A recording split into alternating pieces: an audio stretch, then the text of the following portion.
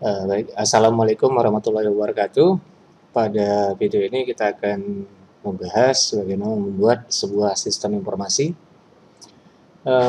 menggunakan PHP dan MySQL. Jadi video tutorial ini akan terdiri dari beberapa video terpisah, yang mana masing-masing akan membahas modul secara terpisah, mulai dari persiapan, penambahan data baru, perubahan data, dan penghapusan data. Nah, jadi untuk awal kita akan membahas mengenai persiapan, mulai dari database, koneksi, dan lain-lain sebagainya. Nah, jadi video tutorial ini akan menggunakan database yang telah dibahas di video sebelumnya, yaitu yang membahas tentang koneksi, yaitu database data barang. Nah, baik, pertama kita akan lihat dulu database-nya. php-myadmin.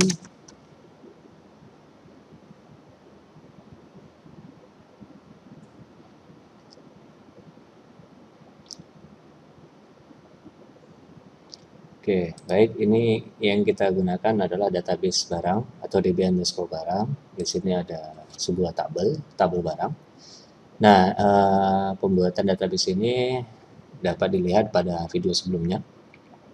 Baik, jadi pada persiapan ini kita akan langsung saja membuat koneksi dan halaman indeksnya. Nah, jadi pertama kita buat dulu sebuah web baru, sysco_barang, buat folder baru di htdocs. Lalu berikutnya kita akan membuat script koneksinya.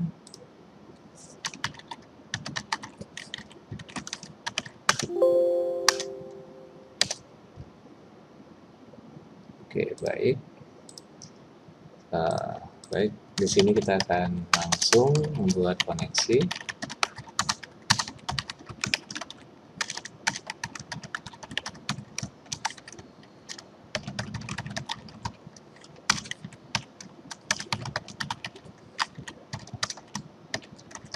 db_barang.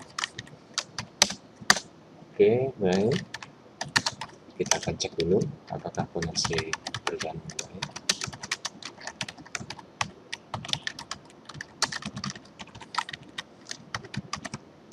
Oke, nah jadi penggunaan MySQL Connect ini dapat dilihat juga pada tutorial video sebelumnya. Perintah ini digunakan untuk melakukan koneksi, yang mana lokasi database servernya itu berada di localhost juga, user database root, passwordnya kosong, dan database yang akan kita gunakan adalah db barang. Oke, nah setelah koneksi selesai, kita akan membuat halaman baru yang bernama index.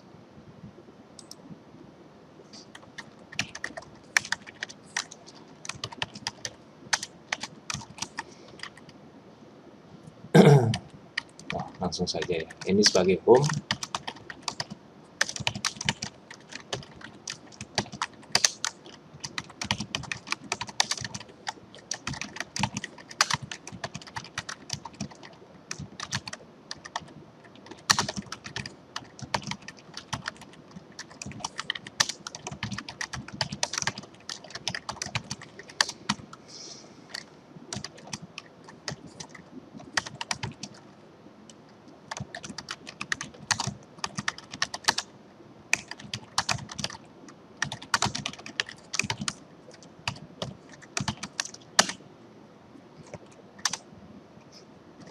Baik, kita save dulu. Namanya index.php. Nah, jadi kita udah ada dua ya, indeks sama koneksi. Nah, di indeks tujuannya adalah memperlihatkan daftar data-data yang telah kita simpan di database. Di sini kita akan include-kan dulu file koneksinya.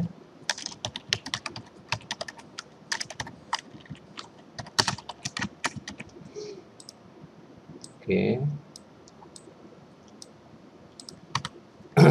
Baik, sekarang kita akan membaca data yang ada di database.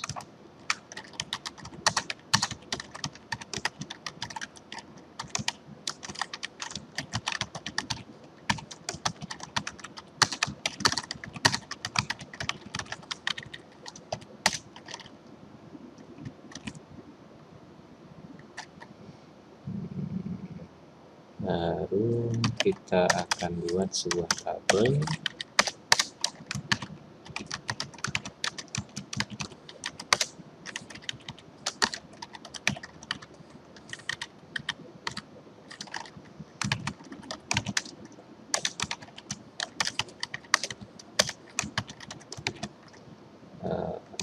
ID barang,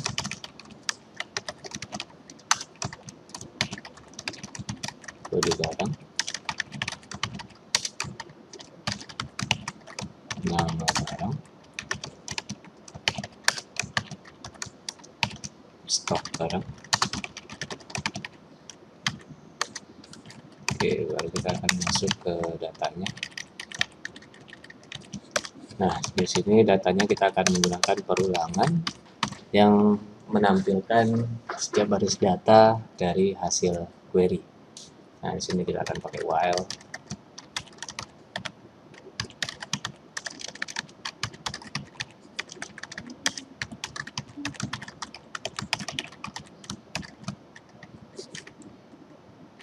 Sorry, baris.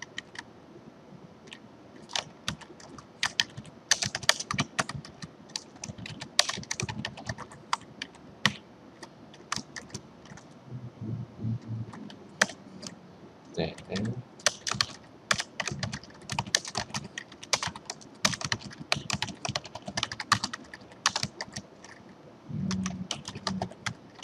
ID barang. Nah, ini kita tinggal copy paste saja. ID barang, kode barang,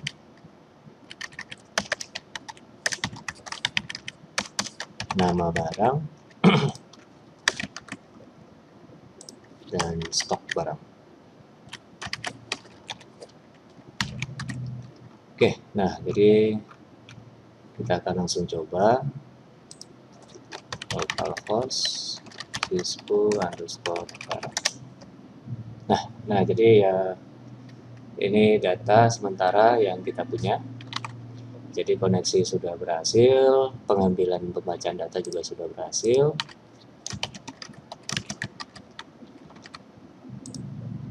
Nah, sekarang kita akan buat bagaimana menambah data baru.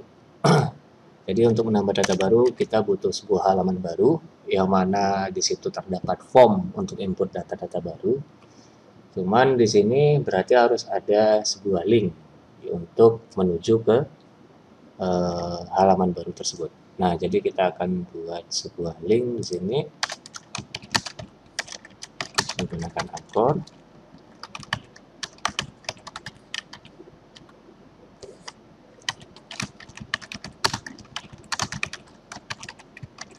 Oke, kita akan coba lihat hasilnya. Oke, di sini sudah ada sebuah link.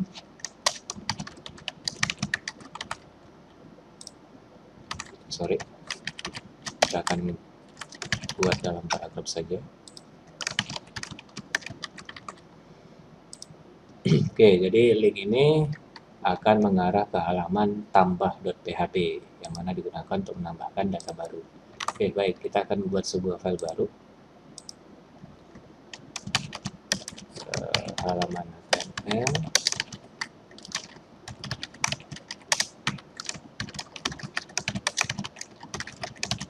Kita akan save dulu. Nama filenya tambah.php. Oke. Title. Dispo barang tambah data title. Nah, sekarang kita masuk ke body-nya. Nah, kita akan langsung buat form action proses tambah.php. Metodenya kita pakai post. Nah, di sini kita akan gunakan tabel supaya formnya sedikit rapi. Tabel. Oke. Nah, pertama yang diinput adalah kode barang. Di sini kita buat input type text, name-nya kd barang. Oke. Terus kita akan buat untuk kode barang, nama barang, stok. Nama barang, buat kita buat NN barang, lalu stok barang, kita buat SD barang. Nah, di sini kita akan buat sebuah button dd input type submit value simpan. Nah, di sini kita akan buat sebuah link untuk kembali ahref index.php kembali. Oke. Nah, baik, ini adalah script untuk halaman tambah.php. Kita akan coba lihat penampakannya. Tambah data baru. Oke, nah muncul halaman untuk menambah data baru. Nah, jadi coba kita buat ya, biar sedikit rapi.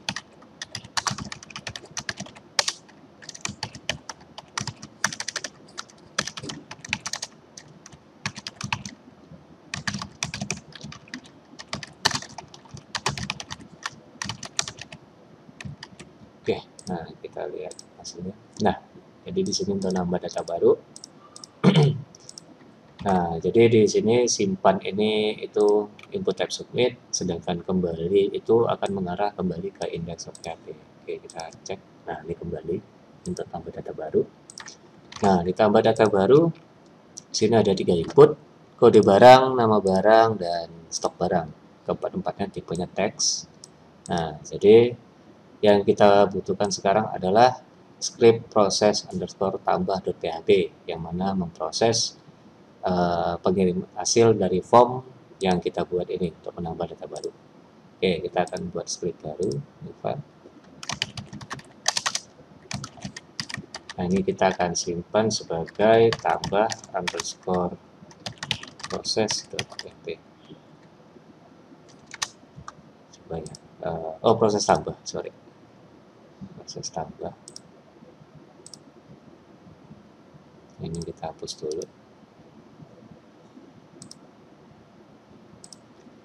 Proses tambah.php. Oke, nah sini ada proses tambah. Di sini kita akan tangkap semua inputan yang dikirim oleh pengguna. Oke. Karena tadi kita formnya metode pakai post, Pak, kita akan baca pakai post. Oke, nama,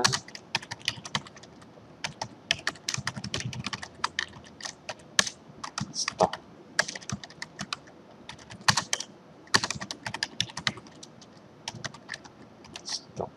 SD barang tadi nama intinya ya. Oke. Nah, di sini Anda bisa tambahkan validasi seperti apakah kodenya kosong, apakah namanya kosong atau stoknya kosong. Nah, di situ bisa ditambahkan validasi sesuai kebutuhan. Nah, cuman pada video tutorial ini kita akan fokus bagaimana menambahkan data. Nah, jadi kita akan tambahkan query.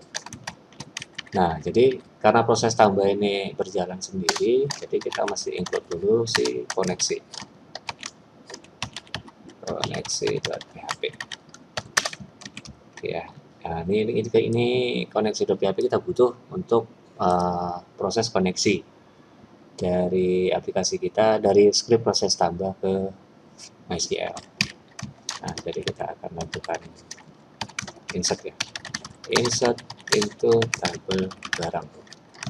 Nah, Anda bisa sebutin field-fieldnya atau langsung menggunakan values. Nah, jadi kita ini akan sebutin dulu field-fieldnya. Kode barang, nama barang, stok barang. Oke. Nah, untuk memastikan kita cek dulu kode barang, nama barang, stok barang. Oke, pas.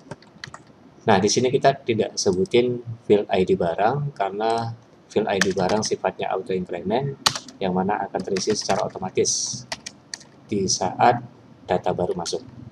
Nah, sekarang kita akan masukkan field data-datanya. Nah, kode, nama, stok, tutup kurung, Oke, nah jadi ini saya jelasin. Insert into tabel barang, jadi field-fieldnya itu ada kode barang, nama barang, stok barang. Untuk values-nya itu kita ambil dari variabel kode, variabel nama, dan variabel stok, hasil dari pembacaan pos sebelumnya. Nah, jadi sekarang kita cek if query itu penambahan data baru telah berhasil. Oke, else itu terjadi kegagalan penambahan data baru. Oke, baik. Nah, di sini Anda bisa tambahkan sebuah link agar dia setelah muncul pesan penambahan data baru itu dapat kembali ke halaman sebelumnya. Jadi kita bisa tambah href, atau ini kita keluar dulu ya dari PHP supaya kelihatan jelas elemen A-nya. Href tambah .php kembali ke halaman tambah. Oke. Nah, jadi kita akan coba dulu. Misalnya kode barang A003, nama barangnya biskuit ya, biskuit. Stok barangnya status misalnya. Oke, kita akan simpan. Nah, penambahan data baru telah berhasil. Nah, jadi di sini query kita berhasil, yang mana menghasilkan nilai true. Nah, di sini ada sebuah link ya, href tambah.php kembali ke halaman tambah. Nah, jadi kalau nggak ada link ini, kita terpaksa pakai fitur back dari browser. Itu kan nggak baik ya, nggak bagus aplikasinya. Nah, jadi kita bisa menyediakan link atau menggunakan fungsi bawaan dari PHP menggunakan header location ya, untuk kembali ke halaman sebelumnya. Nah, jadi ini kita penambah data baru berhasil, kita kembali ke halaman tambah. Nah, kita kembali ke indeks. Nah, di sini terlihat data baru yang telah kita tambahkan telah berhasil masuk. Nah, oke. Baik, itulah tadi contoh bagaimana cara menambahkan data baru ke dalam database pada PHP dan MySQL. Oke, jadi di sini kita menggunakan 4 script ya secara terpisah. Nah, untuk video selanjutnya kita akan membahas bagaimana cara editing data. Jadi untuk saat ini videonya hanya sampai di sini. Jadi saya harap semoga bermanfaat. Assalamualaikum warahmatullahi wabarakatuh.